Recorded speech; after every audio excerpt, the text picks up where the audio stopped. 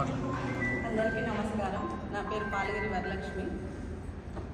కూటమి నాయకులను మాట్లాడేకి ఒక అర్హత ఉండాలి. ఫస్ట్ ఎవడో తాగి 15 ఏళ్ళ కిందట రోడ్ల మీద పెట్రోల్ బంకుల దగ్గర పడేండి పిచ్చిసీన ఇష్టానుసారం మాట్లాడుతున్నారు.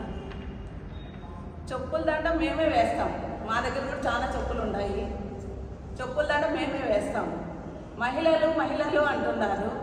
మీకే కాదు, మహిళలు మా బీజేపీ పార్టీ తరఫున చాలా మంది మహిళలు ఉన్నారు. ఎట్లా పుట్టినావు అని అడుగుతున్నాను.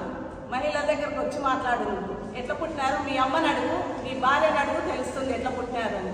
పుట్టుక గురించి మాట్లాడేటప్పుడు ఒక మర్యాద ఉండేవాడైతే ఎవడు మాట్లాడు. పుట్టుక గురించి ఒక ఆడదాని గురించి మాట్లాడేటప్పుడు సరిగ్గా మాట్లాడాల.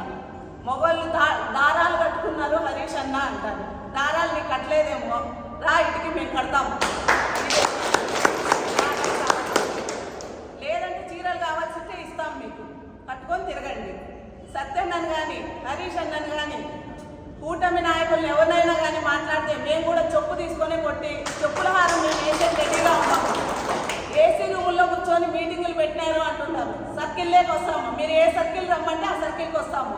ఎవడో వచ్చి మాట్లాడండి. ఆ రమేష్ అన్నవాడు వచ్చినవాడు మాట్లాడి ఈడొచ్చి మాట్లాడమని. మా మహిళలే చాలు, మీ మహిళలే కాదు, మేము కూడా మహిళలు ఉంటాము. ఎవరికి ఆడ చెప్పుందంటే అయ్యాలో గాజులు ఎక్కించి పంపిస్తాం. మేము మీకు మర్యాద అనేది తెలిసి ఉంటే రా, పోరా, అదిరా, ఇదిరా అని మాట్లాడరు. గౌరవంగా మాట్లాడతారు. మా నాయకులు అది నేర్పించలేదు. ఒక సంస్కారంగా మాట్లాడమన్నారు కాబట్టి ఇంతవరకే మాట్లాడుతున్నాం మేము.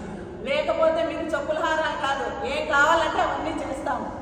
సర్కిల్లోకి వచ్చి మాట్లాడమంటే మాట్లాడతాం మేము. మా నాయకుల వరకు కాదు, మా మహిళలు చాలు. మీకు చెప్పుతోనే కొడతాం మేము కూడా.